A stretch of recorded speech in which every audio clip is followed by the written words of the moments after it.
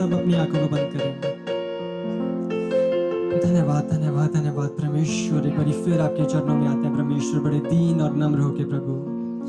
धन्यवाद करते हैं परमेश्वर कि आप अपने कार्य कर रहे हैं परमेश्वर। यीशु मसीह, आपने जब जा रहे थे आपने कहा तुम मुझसे भी बड़े बड़े कार्य करोगे परमेश्वर, और हम आपकी उपस्थिति को महसूस कर सकते हैं परमेश्वर। आप हमारे साथ हैं और हमारे जीवनों में कार्य कर रहे हैं परमेश्वर।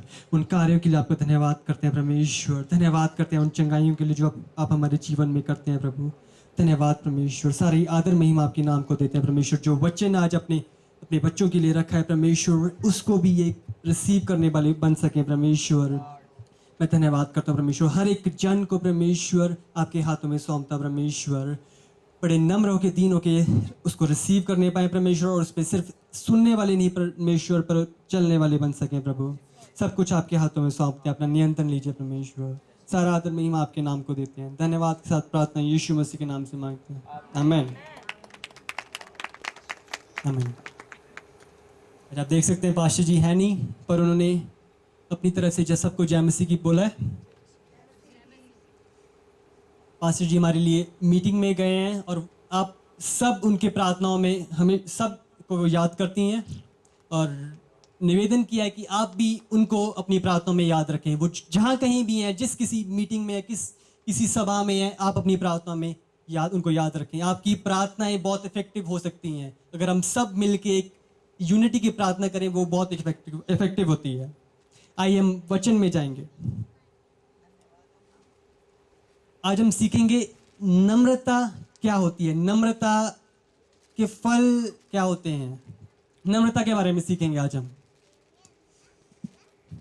हम देखते हैं कि वचन में नम्रता के बारे में सब लोग अपने वचन निकाल लेंगे जिनके पास है, और जिनके पास नहीं है मैं निवेदन करूंगा कि आप इसको जरूर ले लें, क्योंकि आपकी लाइफ टाइम की एक इन्वेस्टमेंट है जो आप वचन में करते हैं।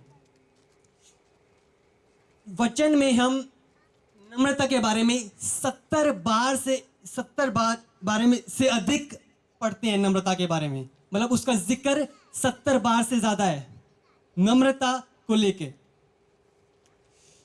नम्रता हम पढ़ते हैं कि एक आत्मा का फल है। गलातियों 5 का 22 और 23 में हम पढ़ते हैं कि आज हम गीत भी गा रहे थे, विश्वास, नम्रता और संयम। नम्रता एक आत्मा का एक फल, और वचन में लिखा है, हम आगे पढ़ते हैं कि फलों के विरुद्ध में कोई व्यवस्था नहीं है। जब हम फलों पे चल रहे हैं तो कोई व्यवस्था हमारे ऊपर नहीं है, जब हम फलों में चल रहे होते हैं। वचन निकालेंगे फिलिपियों 2 का 2 से 11 पढ़ेंगे। सब लोग पढ़ेंगे, सब लोग निकालेंगे और इसको पढ़ेंगे। फिलिपियों 2 का 2 से 11, पेज 272, नया नियम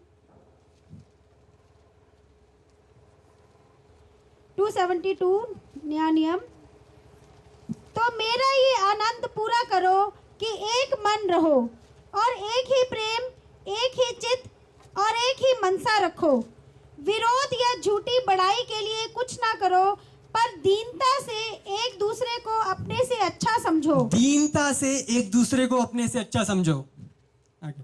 हर एक अपने ही हित की नहीं वरन दूसरों के हित की भी चिंता करे। सिर्फ अपने बारे में नहीं कि मैं क्या पालूं, मैं क्या ले लूं, मैं क्या इस दुनिया में कर जाऊं, पर दूसरों के लिए। जैसा मसीह यीशु का स्वभाव था वैसा ही तुम्हारा भी स्वभाव हो, जिसने परमेश्वर के स्वरूप में होकर भी परमेश्वर के तुल्य होने को अपने वश में रखने की वस्तु ना समझा, वरन अपने आप को। रुकेंगे। जब यीशु मसीह, वचन यूहन्ना 3 का 16 में लिखा है, क्योंकि परमेश्वर ने जगत से ऐसा प्रेम किया कि उसने अपना इकलौता पुत्र दे दिया।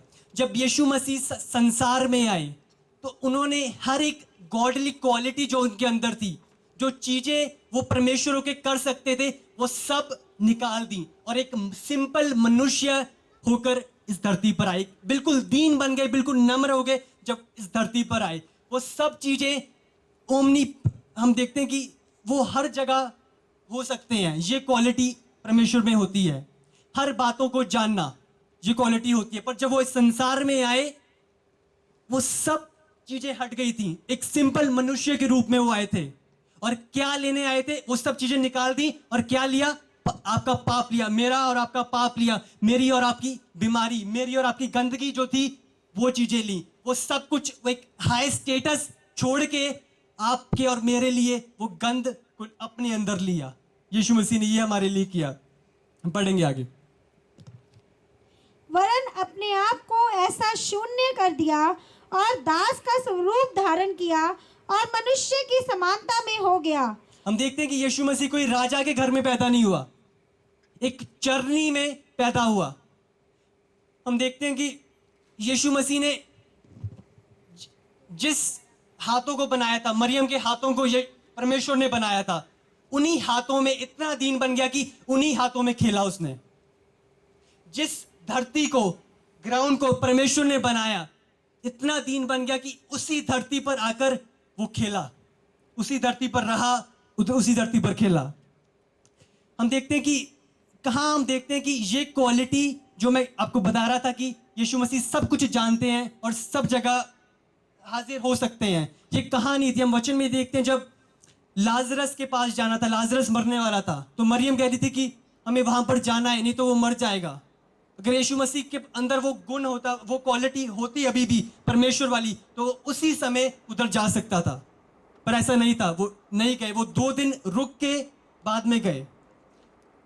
जब हम पढ़ते हैं कि जब यीशु मसीह के कपड़े को उस स्त्री ने छू लिया था जिसका 12 साल से रोग था, यीशु मसीह क्या करते हैं? पीछे मुड़ के देखते हैं, पूछते हैं कि किसने मुझे छुआ। अगर यीशु मसीह सर्व ज्ञानी होते उस समय, परमेश्वर की वो गुण उनके अंदर होता, उनको पता होता कि किस स्त्री ने उसे छुआ है। पर यीशु मसीह क्या करते हैं? पीछे मुड़ के पूछते हैं किसने मुझे छुआ। मतलब वो चीज नहीं थी, वो चीजें उधर ऊपर ही त्याग दी थी। एक सिंपल मनुष्य के रूप में यीशु मसीह इधर आए थे। आगे पढ़ेंगे। और मनुष्य के रूप में प्रकट होकर अपने आप को दीन किया और यहाँ तक आज्ञाकारी रहा कि मृत्यु, हाँ क्रूस की मृत्यु भी सह ली। इस कारण परमेश्वर ने उसको अति महान भी किया और उसको वह नाम दिया। जब हम नम्र होते हैं, इसके बाद ये वचन हम पढ़ते हैं, जब नम्र हो जाते हैं, इसके बाद क्या होता है? नम्र बनने के बाद क्या मिलता है हमें? अब ये वचन में लिखा है जो यीशु मसीह को मिला था जब यीशु मसीह नम्र बन गए थे। इस कारण परमेश्वर ने उसको अति महान भी किया और उसको वह नाम दिया जो सब नामों में श्रेष्ठ है, सब नामों में श्रेष्ठ है, कि जो स्वर्ग में और पृथ्वी पर और पृथ्वी के नीचे हैं, वे सब यीशु के नाम पर घुटने टेके और परमेश्वर पिता की महिमा के लिए हर एक जीव अंगीकार कर ले कि यीशु मसीह ही प्रभु है। यीशु मसीह प्रभु। आमीन। एक नम्र व्यक्ति में क्या क्वालिटीज होनी चाहिए? क्या हम पाते हैं कि कैसा होना चाहिए एक नम्र व्यक्ति? हम जानते हैं कि जैसे यीशु मसीह थे वैसे हमें नम्र बनना है। पर यीशु मसीह कैसे नम्र थे? वो नम्र की क्वालिटी कैसे उनमें दिखती थी?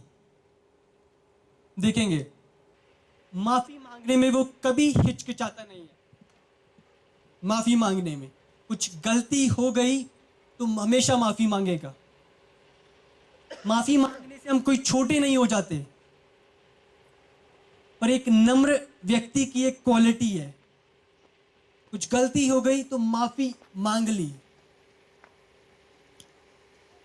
अगला हम देखते हैं कि हमेशा एक नम्र व्यक्ति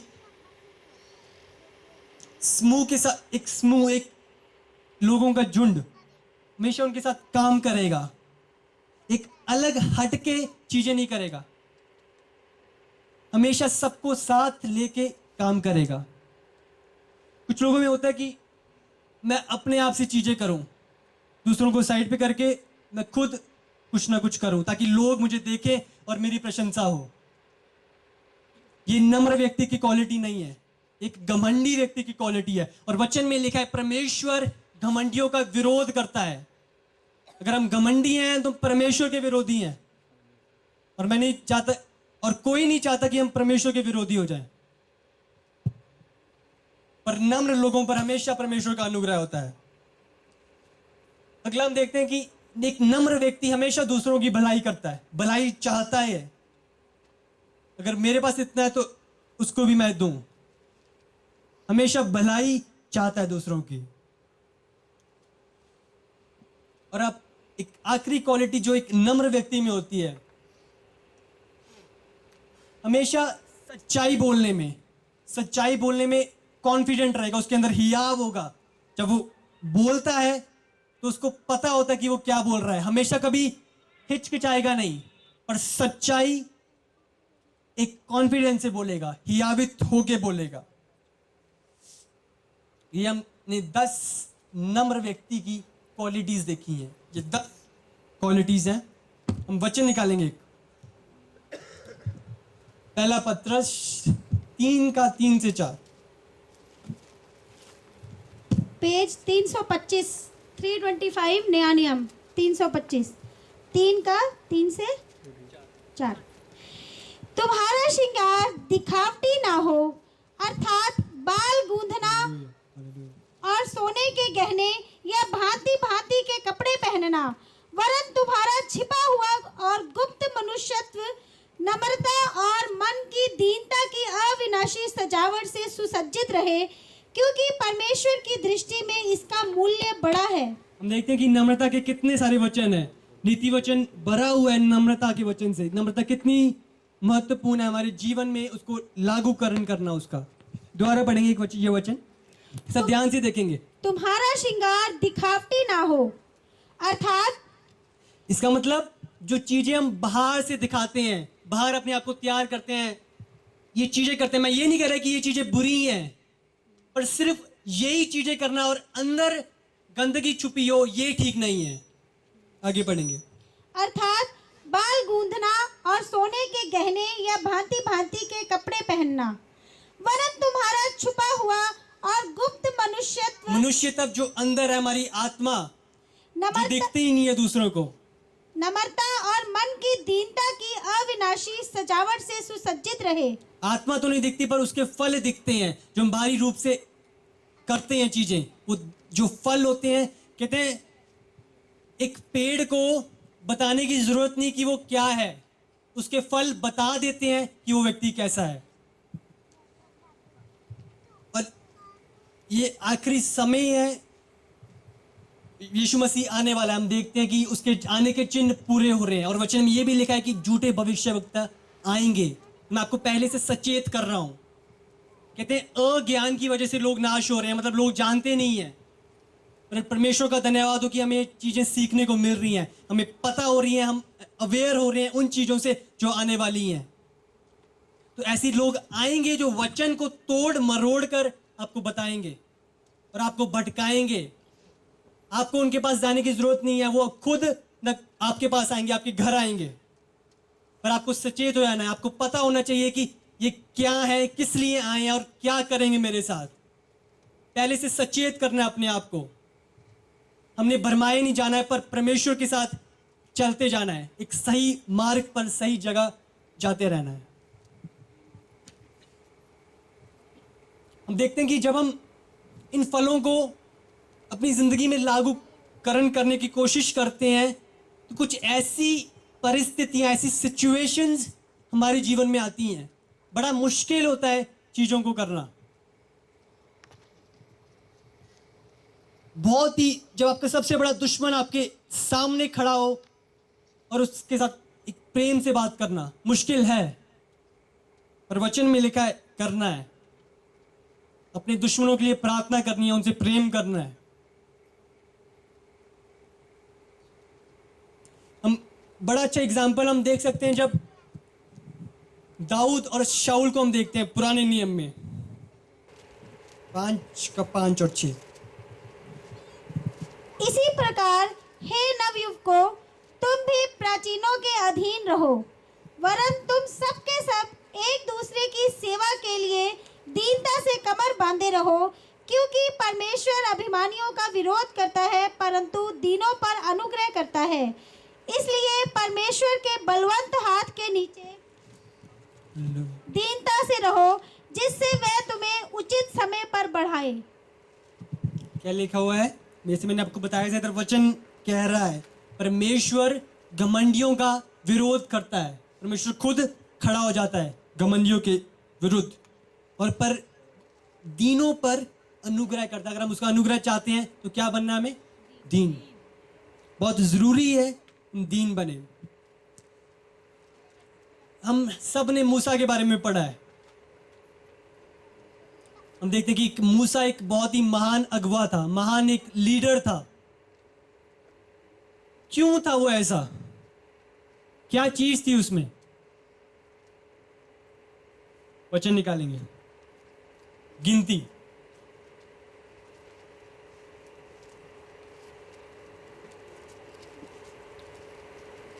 और एक और चीज इसी चैप्टर में हम पढ़ते हैं, इसी अध्याय में हम पढ़ते हैं, हम निकालेंगे, या आप पढ़ सकते हैं घर जाके पूरा अध्याय। पेज 178, 178।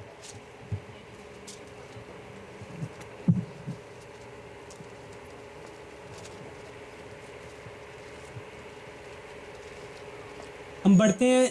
मरियम एक भविष्यवक्ता थी, जो इधर लिखा हुआ है। मरियम जो इधर लिखा हुआ है नंबर्स 12 में, गिनती 12 में हम पढ़ते हैं। मरियम और हारून एक महायाजक था, और जो मरियम है वो एक भविष्यवक्ता थी। तो क्या हम इधर देख रहे हैं, वो क्या कर रहे थे? मूसा के प्रति कुड़कुड़ा रहे थे।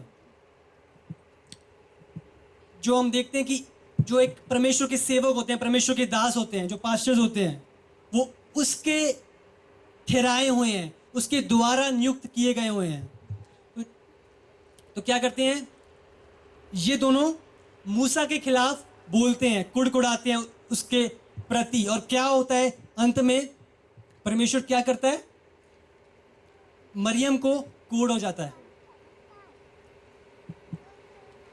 कहते हैं जब हम परमेश्वर के दास को छूते हैं तो परमेश्वर की आंख की पुतली को छूते हैं। तो बहुत चीजों से पहले हमें सतर्क होना है, जैसे मैं आपको बार बार बता रहा हूं, चीजों से सतर्क कर रहा हूं ताकि ये चीजें ना हो और वो चीजें आपके ऊपर ना आए, और जो परमेश्वर की आशीषें हैं, जो परमेश्वर ने रखी हैं, वो चीजें आप पा सकें। हमें पता नहीं लगता कि मुंह कब चलने लग जाता है और कब परमेश्वर के दासों के प्रति हम कुड़कुड़ाने लगते हैं, या कुछ ऐसी चीजें बोलते हैं जो हमें नहीं बोलनी चाहिए। हमें उस समय कुछ पता नहीं लग रहा होता, पर आने वाले समय के लिए हम अपने आप के लिए ठीक नहीं कर रहे। मैं आपको डरा नहीं रहा, पर वचन जो कहता है मैं आपको बता रहा हूं, आपको सतर्क कर रहा हूं, ताकि आप वो चीजें ना करो जिसके ऊपर वो चीजें, वो हानि आपको उठानी पड़े। कहते जो इस स्तर पर उसने रखा है, परमेश्वर कभी नहीं चाहेगा कि परमेश्वर के दास के खिलाफ कोई बोल रहा है।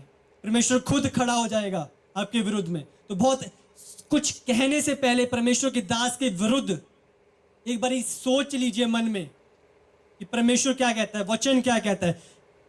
मरियम के साथ क्या हुआ जब उसने मूसा के खिलाफ बोला? इसको कंट्रोल में लाना अपने मुंह को। हमने काफी चीजें देख ली, बहुत सारे वचन थे नम्रता को लेकर, पर सब कुछ एक छोटे करके आपको सबको बताया है। आखिरी में हम नम्रता में कैसे चल सकते हैं, ये हम आखिरी में जा रहे हैं, कैसे चल सकते हैं। हम देखते हैं कि जो शैतान है, हम देखते हैं कि हमारी जो आत्मा है वो एक नई सृष्टि है। जो दुष्ट है वो हमारी आत्मा पर अटैक नहीं कर सकता, उस पर वार नहीं कर सकता। वो कहाँ वार करता है? हमारे मन में। किसके द्वारा? अपने ख्यालों के द्वारा तीर छोड़ता है। वचन में पढ़ते हैं वो तीर छोड़ता है, वो ख्यालों के तीर छोड़ता है। क्या हम उन्हीं के ऊपर ड्वेल कर रहे हैं, उन्हीं के ऊपर बारे में सोची जा रहे हैं, या परमेश्वर के साथ एक संगति कर रहे हैं? ये बहुत जरूरी है। कहते हैं हम अपने मन का नवीनीकरण कैसे कर सकते हैं? ये सिर्फ हम वचन के द्वारा, एक लिखित वचन के द्वारा कर सकते हैं। जब हम इसको पढ़ेंगे, बार बार पढ़ेंगे, इसके ऊपर अपना सोच विचार करेंगे, हमारा मन का नवीनीकरण होता है। तो बहुत जरूरी है ये वचन को पढ़ना। ये वचन रोज पढ़ें और परमेश्वर आपके जीवन में कार्य करेगा। एक जो चीजें मैंने आपको बताई हैं, ये एक निर्णय लेकर होंगी। खुद ब खुद चीजें अपने आप नहीं आएंगी, पर निर्णय आपको लेना पड़ेगा। चर्च आने का, रोज प्रार्थना करने का, उपवास में रहने का निर्णय आपको लेना, क्योंकि वचन में लिखा है परमेश्वर ने हमें स्वतंत्र इच्छा दी है। कोई मुझे कुछ कर रहा है, कोई मुझे थप्पड़ मारा, मैं दूसरा गाल दिखा रहा हूं या उसको वापस मार रहा हूं, ये मेरी खुद की इच्छा है। मैं कर रहा हूं या नहीं, परमेश्वर ने मुझे इच्छा दी है।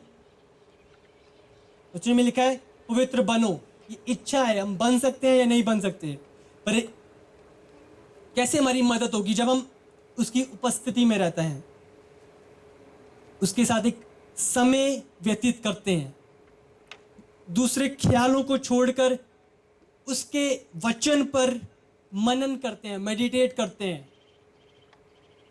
ये हमारी मदद करेगी नम्रता में चलने के लिए और उस अनुग्रह को पाने के लिए जो परमेश्वर देता है हमें। प्रार्थना करता हूं परमेश्वर हम सबको इस दीनता के कदमों पर लेकर चले। आइए हम सब खड़े हो जाएंगे और प्रार्थना करें।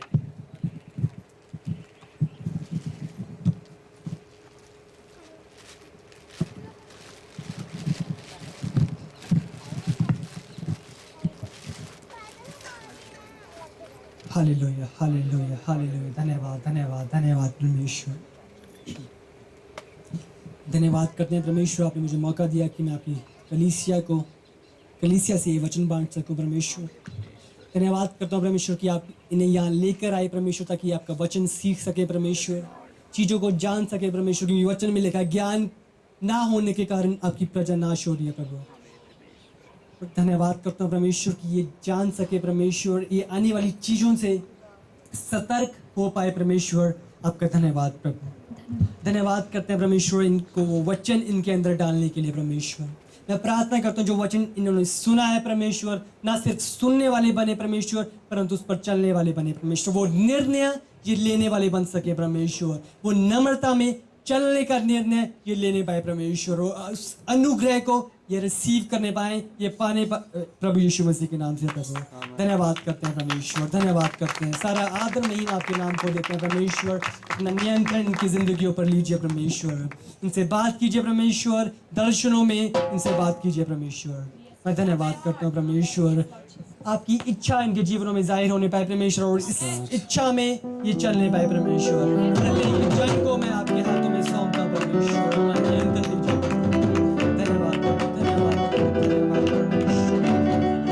उसकी आराधना करेंगे, हम सब उसकी आराधना करेंगे। नारे लगावांगे, खुशी नाल गावांगे, हम तो यहोवा दी सुनावांगे, सुनावांगे। नारे लगावांगे, खुशी नाल गावांगे, हम तो यहोवा दी सुनावांगे, सुनावांगे। नारे लगावांगे, खुशी नाल गावांगे, हम तो यहोवा दी सुनावांगे, सुनावांगे।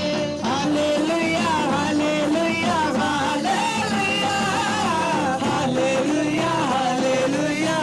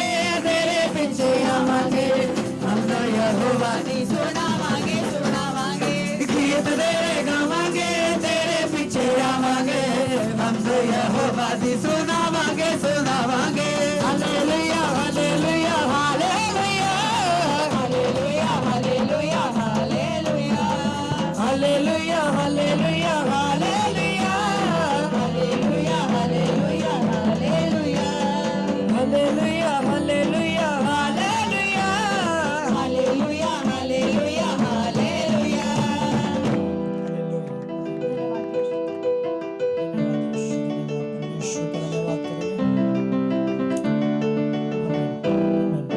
जो आज का वचन था, हो सकता है कि हमें चुभा हो, कुछ चीजें हमारे अंदर कमियां हो, पर अच्छा है कि चुभे, क्योंकि आप आने वाली चीजों से सतर्क हो जाएं। अगर वो चुभेंगे नहीं, आप सतर्क नहीं होंगे, उन चीजों से बचेंगे नहीं। पर परमेश्वर का धन्यवाद हो कि वो वचन आपको मिला और वचनों से आप सतर्क हो।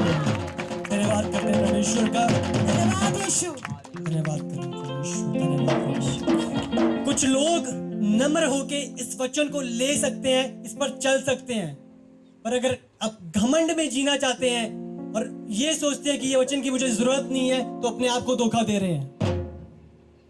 वो अनुग्रह चाहते तो नम्र होकर वचन को ग्रहण कर उस पर चलने वाला बनना आपको। धन्यवाद परमेश्वर।